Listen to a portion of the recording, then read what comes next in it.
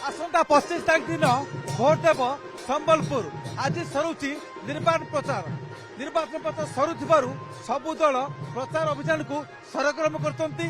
आज संबलपुर द्वितीय दिन में प्रचार सामिल होती केंद्र मंत्री गिरिराज सिंह एवं तांको सहित संबलपुर विधानसभा आसन प्रार्थी जगन्नाथ मिश्र से देखुं रोड शो रे सामिल होती। आम प्रतिक्रिया नवा उभय नेतांकर जे आज किपरि प्रचार अभियान चली गिरिराज सिंह रही प्रतिक्रिया नवा।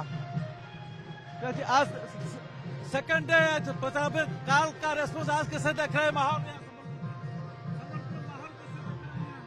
संबलपुर का माहौल है मोदी में और परिवर्तन परिवर्तन परिवर्तन।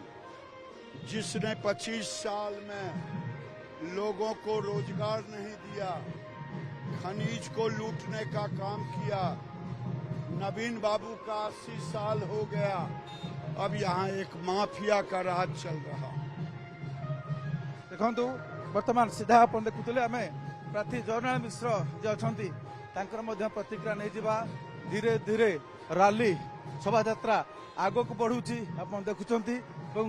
ये शेष आज जेहेतु शेष दिन प्रचार आउ अल्प समय अवधि रहा प्रचार अभियान पूर्णछेद पड़ब प्रतिक्रिया नवा अल्प समय प्रचार सर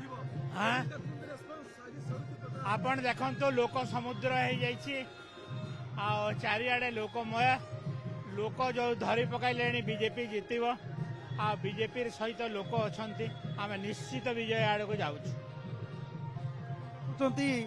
शोभा यात्रा आग को आग बढ़ुची ता सहित ताल देखी बढ़ी उत्साह एवं दलीय प्रार्थी जे रही जगन्नाथ मिश्र खूब आशावादी जे बीजेपी एथर जितब अर्थात से जितबे हम देखिपुंट कहबी विभिन्न छक जगह मानक अटकी अटकी संबर्धना दि जाऊँगी।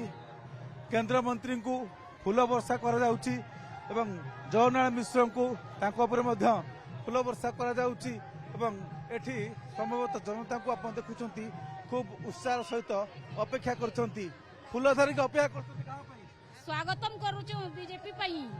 हां ताकू पई बीजेपी जिंदाबाद जिंदाबाद बीजेपी जिंदाबाद आप बीजेपी जिंदाबाद कही स्वागतम करछुंती।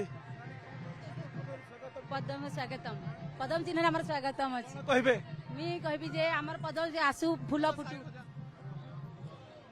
रास्ता रे पड़ा पड़ा रे छक जगह मानक अपेक्षा करछुंती लोक माने एवं समाने स्वागत करुछंती चित्र आप देखुछंती एवं आज सरुची प्रचार अभियान सेइतिपाई शेष मुहूर्त रे प्रतिटी मुहूर्त को खूब गुरुत्वपूर्ण मन करछंती नेता माने कर्मी माने आ सेइतिपाई शेष स्पर्श दउछंती भोटर माने पाखरे पहुंचा पाई भोट भिक्षा करिया पाई।